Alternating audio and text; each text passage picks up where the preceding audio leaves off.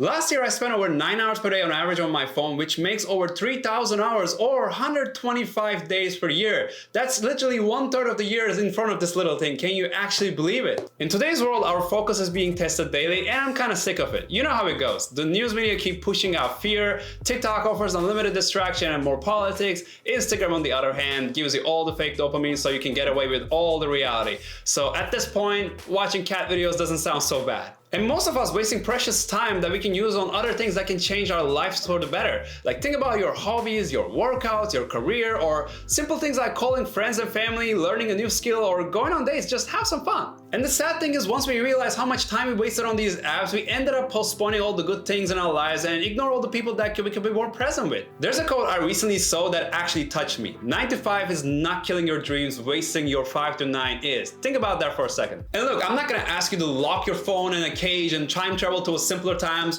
We're done with that reality, unfortunately. But how about flipping the switch and start creating on these platforms instead of consuming all that daily BS? Instead of following other people's success, you can start creating yours. That's what actually matters in this video. In 2025, I decided to once again come back here on YouTube and talk to y'all 25 people that will probably see and like my videos. After trash talking all about these social media platforms, I want to now convince you that each of these social medias can be door with a life-changing opportunity behind it once you find the courage and just press record, put yourself out there. Now, there are so many ways to do this. We've been in the influencer era of social media for a few years now, but recently more and more people are realizing it's not a sustainable way to go and not everyone is hyper-focused into one single thing in their life. And look, I'm not even an influencer myself, but I felt that deeply once I took a break from my content last year, and we're now slowly moving into times where most people are able to become creators just by using their own lives, their personal stories, or even struggles. Actually, hold on.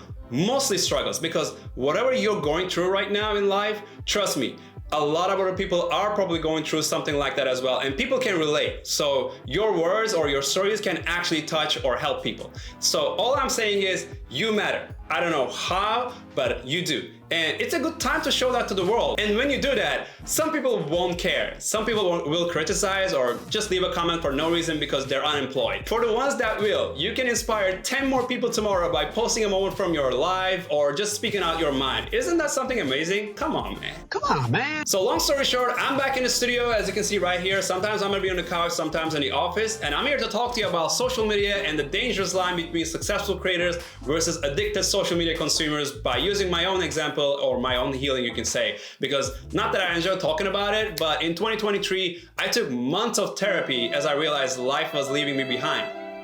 I learned and exercised a lot of techniques just to get away from my phone and just fight my addiction, but now as a content creator, once again, I'm picking it back up to press record instead of scrolling endlessly, and I'm basically here to inspire at least a few of you to do the same. I've been creating a lot of short videos since January as a part of my 100 videos per year challenge, but some of you actually DM me and kind of encouraged me to get back here on YouTube to talk more in detail, so I'll just try to keep things as raw, as value-adding as possible. No promises, you know, it's YouTube. And of course, I'll use myself and my life as an example because that's all I got. The example of good and the example of bad behavior, I had plenty of both in the last few years. And the message I'm trying to give you is not a new one. I'm not reinventing the wheel. I'm just wanted to show you that you can be the content, your life can be a channel, you can be the niche that can inspire. That's pretty much it. Honestly, at the age of 30, I'm still doing a lot of things in my life and I'll post about anything that's relevant to become a successful creator while balancing your lifestyle and reducing your screen time, because all that stuff I just mentioned, it kind of forms a balance, and if you mess one up, the others will be impacted somehow. Anyways, I'm actually excited to talk about these even though only 20 people sees it, because deep down I kind of know a lot of people around the world right now can relate what I just said in the beginning. So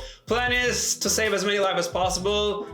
When I said saving lives, it kind of sounds like a big promise. As you're the decision maker, I'll just try to give you some inspiration and guidance as much as I can. Oh yeah, like and subscribe and all that fancy stuff if you're interested in what I just talked about. For my Gen Zs out there though, who doesn't have an attention span for longer than 10 seconds, just check out all the YouTube shorts and Instagram reels on my channels. I already started putting out a lot of them, so I'm sure you'll find some answers that you'll be looking for. So that's it. I'll see you in the next one.